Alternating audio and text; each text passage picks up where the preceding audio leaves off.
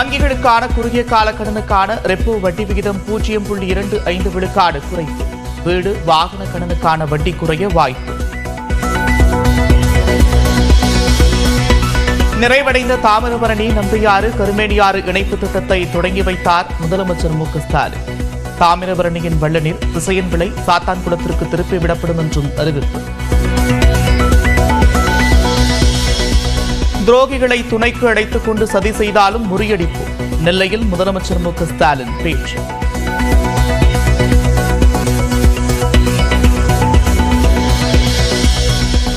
நாடாளுமன்ற வளாகத்தில் தமிழ்நாட்டைச் சேர்ந்த திமுக உள்ளிட்ட கட்சிகளின் எம்பிக்கள் போராட்டம். இலங்கை அரசால் தமிழ்நாடு மீனவர்கள் சிறைக்கு பிடிக்கப்படுவதை தடுக்க கோரிக்கை.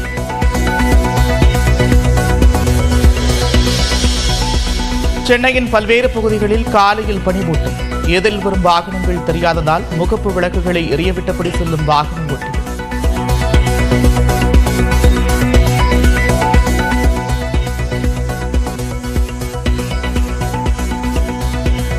கொடைக்கானல் மலைப்பகுதிகளில் மீண்டும் உறைபனி. 9 டிகிரி செல்சியஸுக்கு குறைவாக பதிவான வெப்பநிலை.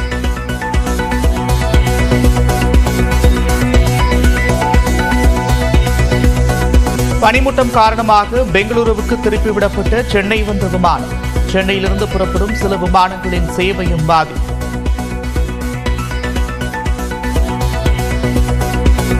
தமிழகத்தின் ஒரு சில இடங்களில் வெப்பநிலை இயல்பை விட 2 முதல் 3 டிகிரி செல்சியஸ் அதிகரிக்கும். காலையில் லேசான பனிமூட்டம் காணப்படும் என்றும் வானிலை மையம் கணிப்பு.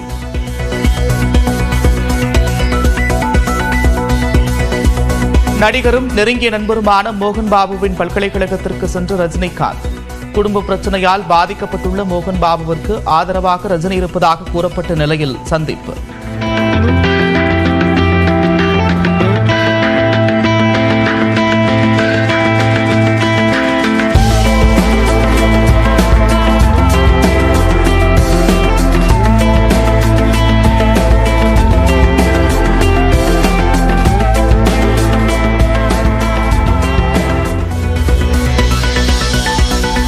வேலூர் மாவட்டம் கேவி குப்பம் அருகே ஓடும் ரயிலில் கர்ப்பிணிக்கு பாலியல் தொல்லை தந்து தள்ளிவிட்ட கொடூரம். கேவி குப்பத்தைச் சேர்ந்த இளைஞரை கைது செய்து விசாரணை.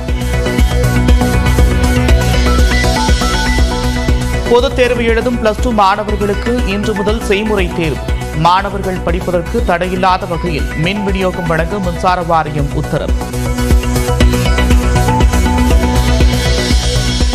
யார் பேச்சையும் கேட்காத ஆளுநர் ரவிக்கு பிரதமர் மோடி புத்திமதி சொல்லியிருக்கிறார். திமுகவின் அதிகாரப்பூர்வ நாளேடான முரசொலி விமர்சனம். சுங்கச்சாவடிகள் வழியாக பயணிக்க வருகிறது வருடாந்திர பாஸ். ஆண்டுக்கு 3000 செலுத்தி பயணிக்கலாம் என்று நாடாளுமன்றத்தில் அமைச்சர் நிதின் கட்கரி தகவல். பனிமூட்டத்தால் செங்கல்பட்டு சென்னை கடற்கரை இடையே மின்சார ரயில்கள் தாமதம். காலையில் பணி மற்றும் பள்ளி கல்லூரிகளுக்கு செல்பவர்கள் தவிப்பு. உத்தரப்பிரதேசத்தில் ஊருக்குள் புகுந்த சிறுத்தையை விரட்டிய மக்கள். பதுங்கிய சிறுத்தை பாய்ந்ததில் 5 பேர் காயம்.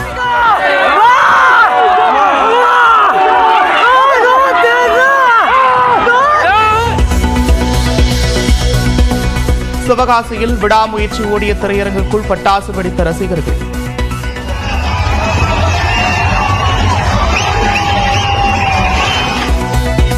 காவலர்கள் விசாரணை.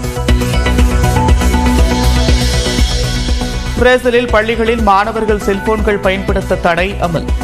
லாக்கர்களில் செல்போன்களை வைத்துவிட்டு வகுப்பறைக்கு செல்லும் மாணவர்கள்.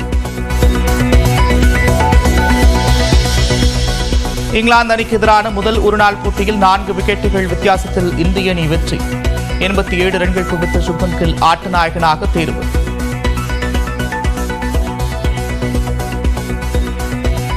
இலங்கையில் சிறையில் உள்ள தமிழ்நாட்டு மீனவர்களை விடுவிக்க கோரி நாடாளுமன்ற வளாகத்தில் திமுக, காங்கிரஸ் உள்ளிட்ட தமிழ்நாட்டைச் சேர்ந்த எம்பிக்கள் போராட்டத்தில் ஈடுபட்டிருக்கின்றனர். அந்த காட்சிகளை தற்போது பார்த்து வருகிறோம்.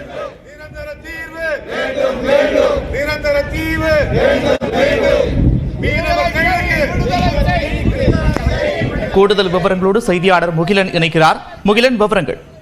நந்தா, மீனவர்கள் கைது விவகாரம் தொடர்பாக தற்போது நாடாளுமன்ற வளாகத்தில் தமிழ்நாட்டைச் சேர்ந்த எம்பிக்கள் ஆர்ப்பாட்டத்தில் ஈடுபட்டு வருகின்றனர். குறிப்பாக திமுக, காங்கிரஸ், மதிமுக மற்றும் விசிகே மற்றும் கம்யூனிஸ்ட் கட்சியை சேர்ந்த எம்பிக்கள் தற்போது ஆர்ப்பாட்டத்தில் ஈடுபட்டு வருகின்றனர். கைது செய்யப்பட்டிருக்கக்கூடிய அந்த மீனவர்களை உடனடியாக விடுதலை அவர்களை செய்ய வைக்க வேண்டும் என்று மத்திய அரசுக்கு கோரிக்கை வைத்து இந்த ஆர்ப்பாட்டத்தில் ஈடுபட்டு வருகின்றனர். மிக முக்கியமாக நேற்றுதான் மத்திய அரசானது இதுவரை, அதாவது 2020 முதல் 2025ஆம் ஆண்டு வரை கைது செய்யப்பட்ட தமிழக மீனவர்களின் எண்ணிக்கையை நேற்று அவர்கள் நேற்று நாடாளுமன்றத்தில் வழங்கியிருந்தனர்.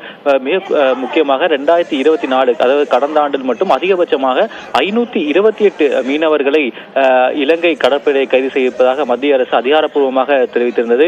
இந்த ஆண்டு, அதாவது ஜனவரி மாதம் மட்டும் 53 மீனவர்களை அவர்கள் கைது செய்திருக்கின்றனர்.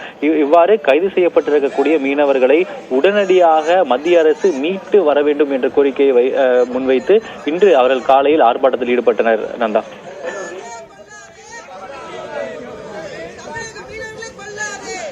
நன்றி முகிலன், விரிவான விவரங்களுக்கு. சிகரெட் பிடிக்கிறது மூலமா நம்ம உடல் நலத்திற்கு கேடு ஏற்படும்னு நமக்கு நல்லாவே தெரியும். அப்ப சிகரெட் பழக்கத்தை நிறுத்திட்டா நம்ம உடல் நலத்தை மீட்க முடியுமா? பார்க்கலாம். இப்போ வெளியாகி இருக்கிற ஆய்வு முடிவுகள் படி ஒரு சிகரெட் மூலமா 19.5 நிமிடங்களை நாம சராசரியா நம்ம ஆயுட்காலத்துல இழந்துடுவோம்னு தெரிவிச்சிருக்காங்க. அப்படி பார்க்கும்போது நீங்க ஒரு பாக்கெட் சிகரெட் பிடிக்கிறீங்க அப்படின்னா வாழ்க்கையில 7 மணி நேரம் உங்களுக்கு குறைஞ்சிடும். அப்ப பெண்கள் ஆண்கள்னு இப்ப பேதம் இல்லாம புகைப்பழக்கம் கொண்டிருக்காங்க. அந்த வகையில பெண்களுக்கு ஒரு நாளைக்கு ஒரு சிகரெட் பிடிக்கிறது மூலமா 22 நிமிடங்கள் அவங்க வாழ்நாள்ல குறையுது. அப்ப 10 ஆண்டுகள் சராசரியா நம்ம பார்க்கும்போது 2 மாதத்தை அவங்க ஆயுட்காலத்துல அவங்க இழந்துடுவாங்க. அதே மாதிரி ஆண்களை பொறுத்த வரைக்கும் 17 நிமிடங்கள், ஒரு நாளைக்கு ஒரு சிகரெட் பிடிச்சா 17 நிமிடங்கள் வாழ்நாள்ல குறையும். அந்த வகையில 10 ஆண்டுகள் பார்க்கும்போது 1 மாதத்தை அவங்க இழந்துடுவாங்க. அப்படி நாம பார்த்தா சிகரெட் பழக்கத்தை நிறுத்துறது மூலமா நமக்கு என்ன கிடைக்கும் போது, நீங்க நிறுத்திட்டா 1 மாதத்துல 1 வார வாழ்நாள நீங்க அதிகரிக்கிறதுக்கான வாய்ப்புகள் இருக்கு. அப்போ ஓராண்டு காலத்துல நாம பார்க்கும்போது 50 வாழ்நாட்களை நாம இழக்கிறத நாம தடுக்க முடியும். சரி, இந்த சிகரெட் பிடிக்கிறது மூலமா என்னென்ன தீங்கு நமக்கு ஏற்படும் அப்படின்னு பார்த்தோம்னா, நம்மளுடைய உயிரை பறிக்கக்கூடிய அளவுக்கான நோய்கள் எல்லாம் நமக்கு வரத்துக்கான வாய்ப்புகள் நிறையவே இருக்கு. குறிப்பா சொல்லணும்னா லங்ஸை தான் அது மெயினா அஃபெக்ட் பண்ணும். நுரையீரல் தொற்று, இதய நோய்கள், ஹார்ட் அட்டாக், ஸ்ட்ரோக் எல்லாம் வரத்துக்கு நிறைய சான்சஸ் இருக்குன்னு மருத்துவர்கள் குறிப்பிடுறாங்க. 20 வகையான புற்றுநோய்கள் வரத்துக்கான வாய்ப்புகள் இருக்கு. அது மட்டும் இல்ல, தோல் சுருக்கம். இங்க தோல் சுருக்கம் அப்படின்னு நாம குறிப்பிடுறது நம்மளுக்கு சீக்கிரமே வயசான தோற்றத்தை அது கொண்டு வந்துரும்.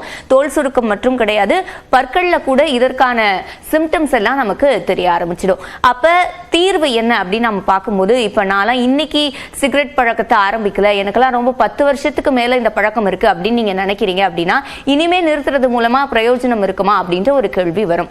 இருக்கு அப்படின்னு குறிப்பிடுறாங்க. நீண்ட நாள் பழக்கத்தை நிறுத்தினாலும் கூட நீங்க மீள்றதுக்கான வாய்ப்புகள் இருக்கு. குறிப்பா சொல்லணும் அப்படின்னா, நார்மலா ஒருத்தவங்களுக்கு லங் ஃபங்க்ஷன் அப்படின்றது 80% இருக்கிறது ஆரோக்கியமானதா இருக்கும்.